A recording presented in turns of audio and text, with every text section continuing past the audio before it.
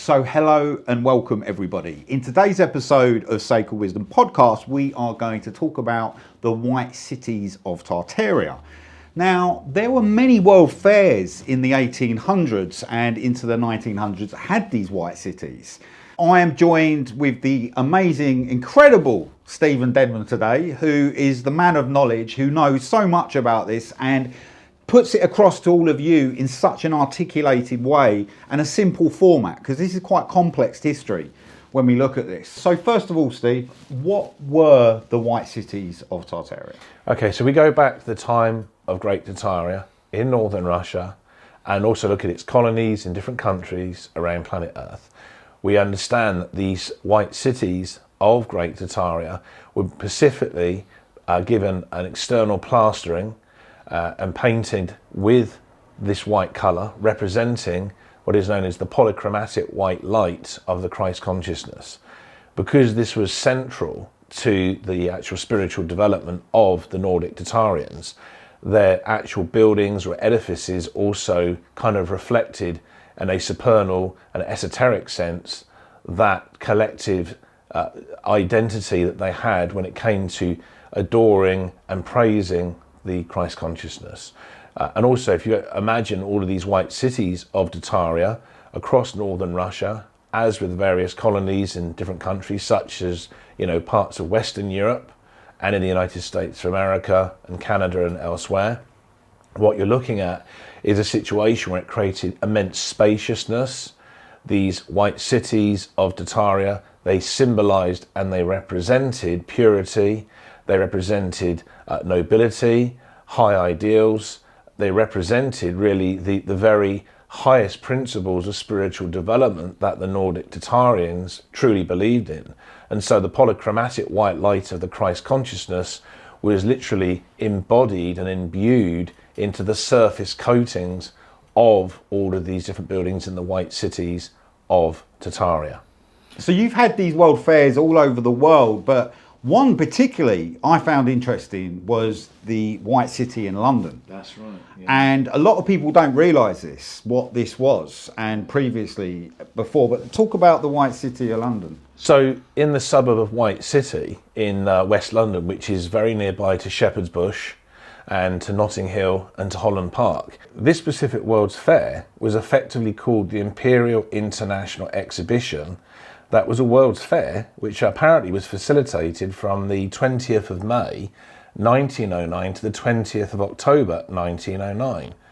Now, some of the properties at this Imperial International Exhibition in White City in West London were clearly built in a style of Tartarian architecture.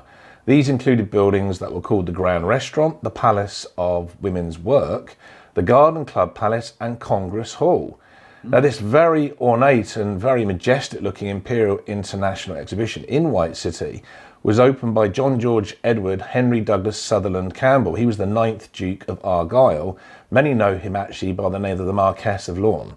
Right. So you can see there was a lot of involvement with the British aristocracy to do, with that actual celebration, that festival. It was an incredible world fair, and I mean, looking at what was there, yeah, I was quite blown away because the location of it, obviously it connects back to Alexandra Palace as well, because that's connected to the TV station, because what's at White City now? You have the BBC. That's right. And it gets very interesting there. So we're on to some sort of transmitting towers, the way these towers are placed in. Not saying there is one at White City, but I don't think there is a tower at White City, but it's the headquarters of the BBC, isn't it? Yeah, you're talking like broadcasting masts and transmission towers and so forth. Yeah. Yeah, it's very interesting to know how these white cities were solely repurposed, so that the entire objective of the polychromatic white lights of the Christ consciousness in these white cities of Great Tartaria, northern Russia and all their colonies on planet Earth, suddenly were literally taken over in stages by the elites and the secret societies. And so it wasn't based on the use of boundless telluric electricity being drawn down into antennae, eventually down into the generators. And just to that point, what you have there now.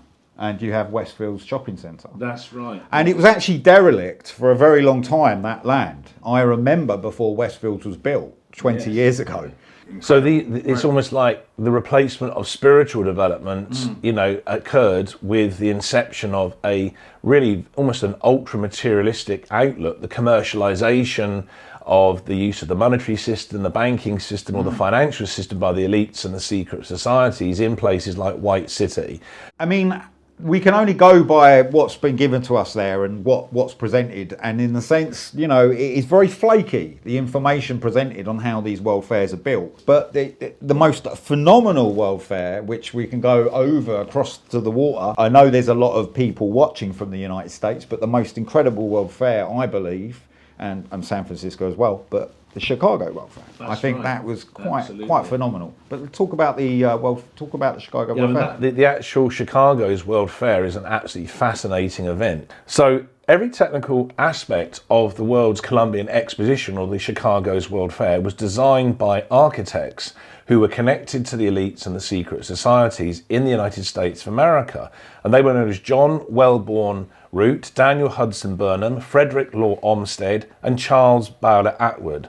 Now, they wanted to convey American exceptionalism. That's the idea that the United States of America was economically and culturally very unique, and that all these beautifully ornate buildings in the White Cities of the Chicago's World Fair were somehow simply to do with American culture. Yeah. But it's never been fully verified that event that took place, the Chicago's World Fair, that actually all of those buildings were actually built from scratch, when it's very questionable as to whether they had been or not. And really the situation is that some of them possibly were remnants from Great Tartaria, from the original White Cities that had existed all across the United States of America. There is particularly some things inside that World Fair that were displayed, like incandescent light bath. Tesla, so there was apparently wireless electricity displayed at this Chicago World Fair, and some really strange stuff as well, showing the Eskimo people and stuff like this. Quite derogatory, actually, the way they kind of put certain things across, almost marking culture. And if you actually look back to, for example, the different sort of ethnic groups that were actually exhibited at the Chicago's World Fair, you have to really remember that many of them are connected to aspects of world mythology and world folklore, including the Hollow Earth. For example, the Inuit Eskimo and the Yapek Eskimo. Both those ethnicities have incredible accounts or stories of once existing in the Hollow Earth. So they have a very long-term prehistoric spiritual background in their heritage that is being suppressed and sidelined by the elites and the secret societies.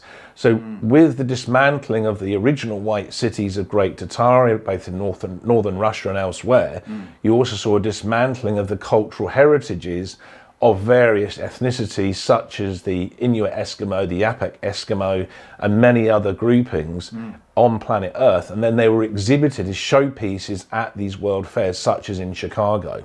I mean, also as well, Chicago, phenomenal. Daniel Burnham stated that he made these in 2-year period, the architect, and it was kind of unbelievable. It's a 200-acre piece of land. It seemed near impossible to actually build that amount of structure. I do believe what was happened, I think there was building that went on there, some building, but I think a lot was added to what was already there. There was already a structure already there. I just don't see how it's possible. All of the world fairs, globally across the whole of planet Earth, I don't think any of them were completely or entirely built from scratch. I believe there were remnant buildings of the original White Cities of Great Tartaria, and it was part of the entire repurposing, almost like a worldwide ritual that was taking place to literally, the elites say, this is now ours, we are in ownership of the civilizations of the future. The Western world is leading the way, the banking system, the third-party debt usury system we have, and we are moving forward with this, and we're going to make sure that Homo sapiens, or human beings in different countries on planet Earth, will forget about, within 2 generations, everything to do with Great Tartaria, and the White Cities will be repurposed, they will be rebuilt, or if there'll be further demolition that takes place. And of course, these White Cities were all built on key geomagnetic ley line areas all around planet Earth, many of which were on intersections of geomagnetic ley lines, which means they had connections to the astral plane. So if we then look at the polychromatic, white light of the Christ consciousness, and how these various, shall we say, edifices that could include palaces and stately homes in the White Cities of Tartaria, they really represented literally the solidification of the polychromatic white light of the Christ consciousness within the 3D holographic reality that we define as this material dimension. So so you went from literally a civilization of boundless telluric electricity usage for heating and lighting purposes. You went from a civilization where they even had what appears to be swords that were made of flaming condensed light. We know this because there's been hundreds of woodcuts taken that have come from Imperial Russia that clearly show this. Plus they show what appears to be literally irradiating electrical masses coming off in pulses of many of these different ornate palaces and stately homes in parts of Russia, not just in northern Russia, but southern Russia.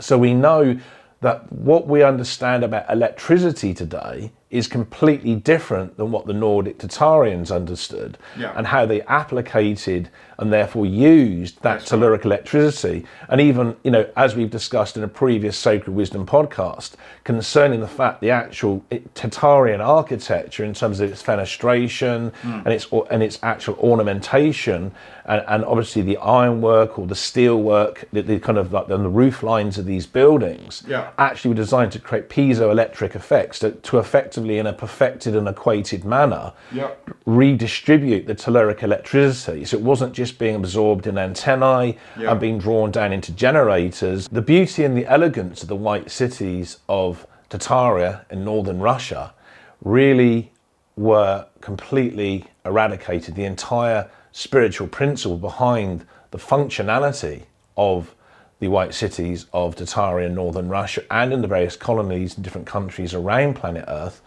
was seen as a major threat, a major issue that was against, shall we say, the norms of the Western world. Wasn't going to be classed as acceptable. So therefore it had to be slowly deleted, repurposed, eradicated. Buildings had to be demolished, and they would literally have new brick facades put around them to disguise the old Tartarian architecture. So it was a constant mimicry or a reworking of what had been so beautiful in the past with Great Tartaria, because the Nordic Tartarians, their entire existence was based around developing the Christ consciousness in their various communities, their societies.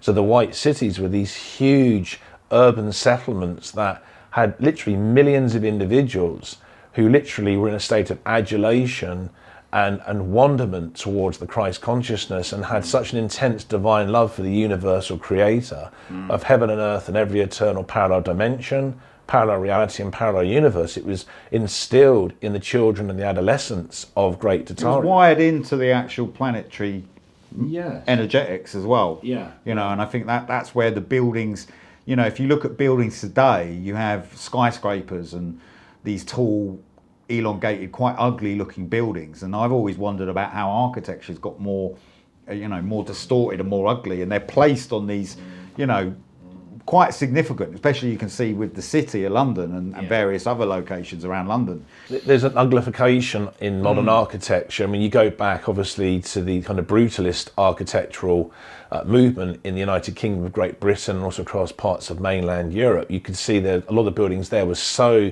debased. But even now, in the more modern period, we see the architecture in many of the skyscrapers, whether they're commercial or residential buildings, there's just no sense of elegance, no sense of beauty.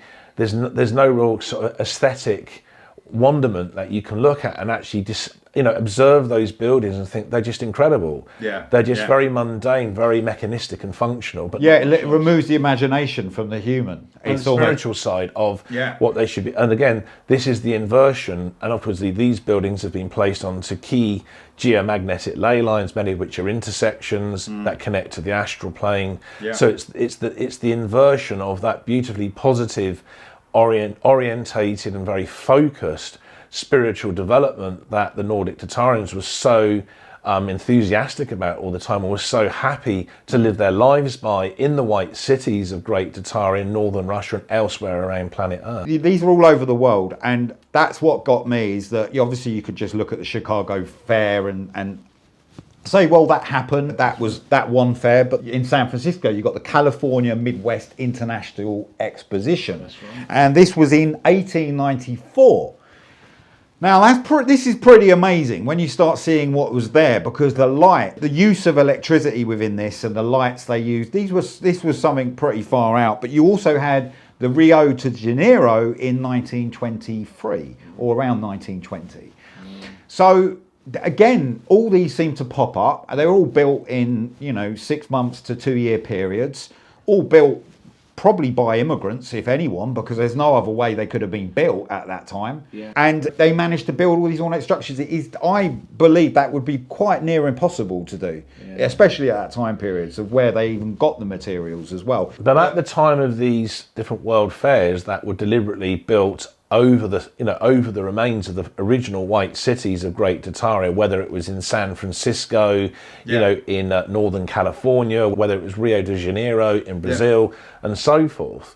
What you find is there are very, very, very few black and white photographs of the construction crews involved in the development and the building of these incredible world fairs. You got me thinking about the Siege of Lucknow, and that was in 1857. Mm-hmm.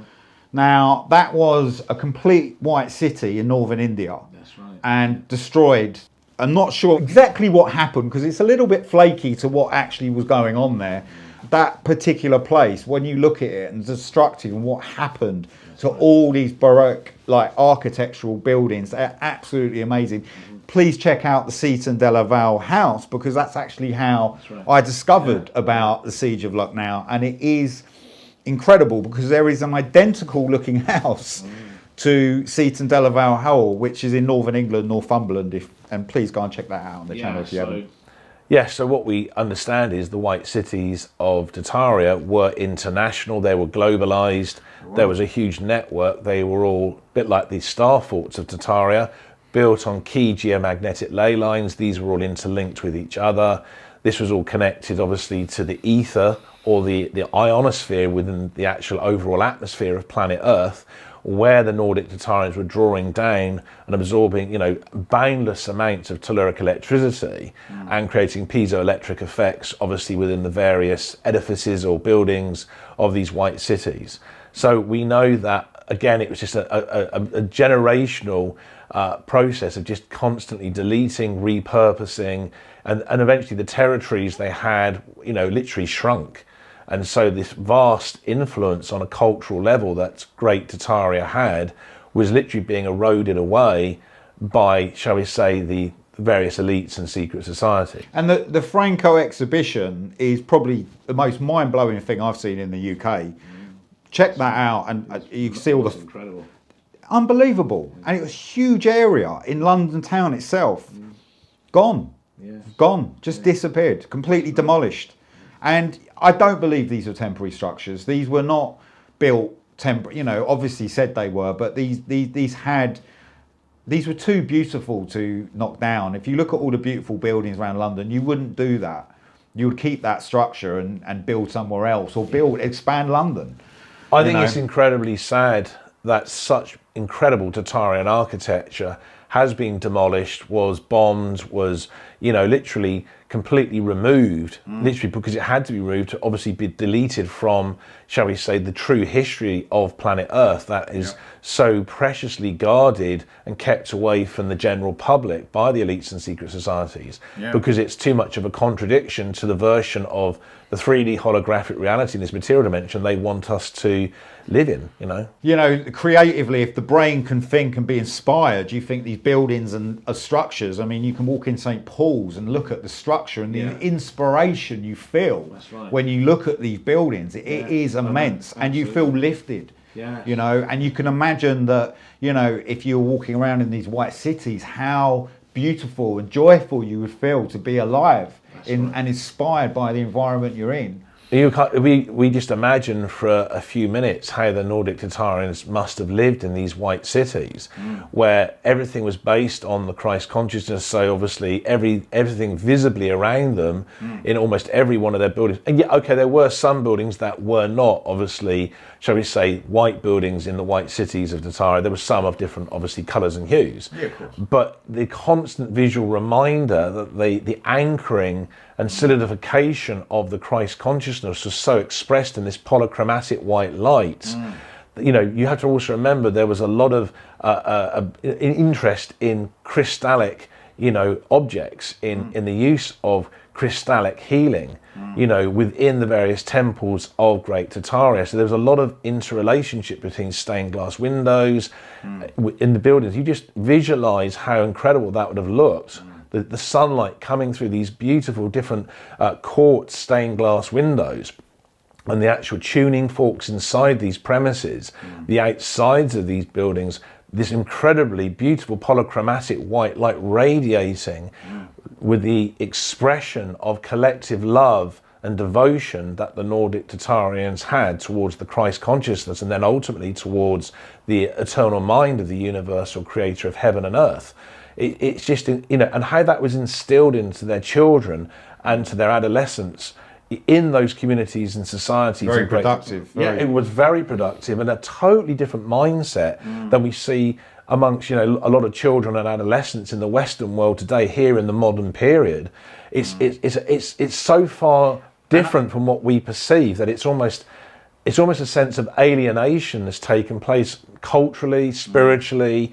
And then we look at the Western world and this obsession with a third-party debt usury banking system, where there wasn't any of these obsessions with currency and money and banking going on in Great Tartaria. So the entire collective motivation for their existence, for the further advancement of their civilization, was all based on these spiritual principles. Yeah. So, you know, even in terms of shall we say, the materialism that they held in their minds as having some relevance, really had an underlying spiritual basis to it. So yeah, these white cities are absolutely mind-blowing, and I think you can look at the world fairs and clearly see that these ornate structures, please, anybody that's new to this or just coming in thinking, what are these guys talking about? Have a look at the white cities, research the world fairs, look at this information, because it is really quite unbelievable to what the depth of where this goes, and actually what these structures actually symbolize to our societies. I think we've got to a point now in society where we're disconnected, so disconnected from the earth we're living on. People have got their hands in smartphones, you know, they're not engaging in their environments. Yeah. And I suppose to some level, people don't really care. Now they've got all their entertainment on their phones and all this kind of stuff. They're getting these buildings built around them. Beauty doesn't matter too much to that in this day and age, and it's a very sad thing, because that is what the core light of us and what we are, and we want to raise that energy. So we're lifted when we go outside and inspired. Nature is a great inspiration, and it helps us develop. And that's the same with structures, as architectural structures. They should inspire us. I mean, there is amazing, incredible buildings still left in London, so it's beautiful they're still here. But when you hear of these destructive elements that have happened in the past, it's tragic what way society's come to this point now, where we are in a very serious situation. It's a lot of depression, it's mental health, all these things. And I do believe all these elements are contributing to that. And I think that humans, we are at a point where we can awaken from that. And that's what we're doing with these podcasts, because we want to bring these podcasts, light people up with this magic that we felt from what we've seen about this, because it is mind-blowing, really truly mind-blowing. You actually need to look at history and actually find out this information, because it's all there. Just take a look at the world fairs, as I said. But look, thank you, Stephen. That's all right. Amazing talk as always. And so I think we'll do another episode of this, because there's so much to cover, and I think we'll go into some more detail. I mean, the White Cities of Great Tartaria is such a complex, diverse subject, And I think we could explore further the spiritual connections and the occult symbolism to do with the White Cities of Tartaria. It's such a fascinating subject. And, you know, what we're looking at is a slow political and spiritual awakening of Homo sapiens, or human beings here on planet Earth now. It's a very gradual process. But when we look back to the time of the first mud flood, second mud flood, third mud flood, and the Great Chicago Fire as examples of the deletions that were going on, and the repurposing by the elites and secret societies so much of the occult technology of Great Tartaria. And obviously that included the buildings that themselves actually were huge, literally solidifications of, shall we say, architectural machinery in their own right, or mechanisms in their own right. Machines, yeah. So we can see that this is slowly being reversed. So where we had all this deletion and erasing going on, now we've got this progressive spiritual and political awakening where people are starting to remember more, ask more questions, don't just accept the social norms they're given, the indoctrination, the culture creation, the predictive programming, that more and more individuals are wanting to think for themselves within the Western world. They are not going to just take, shall we say, the standard propaganda they're given in the mainstream media on, shall we say, their version of the history that we have seen built around us as something we're supposed to accept as the normality. And it really isn't that case at all. It's really very different. In the days when we were kids, we had libraries, so it was quite hard to come across information, but you've got all the information at our fingertips now by the internet, and there is a reason for that. And there's a lot of information you can look at on the internet. So thank you, Stephen. That's been incredible. We cover some of Tartaria in our book Mysterious Realities, which you can purchase on Amazon in paperback or ebook. You can also purchase on the links below. But for now, it's bye from me. And it's goodbye from me.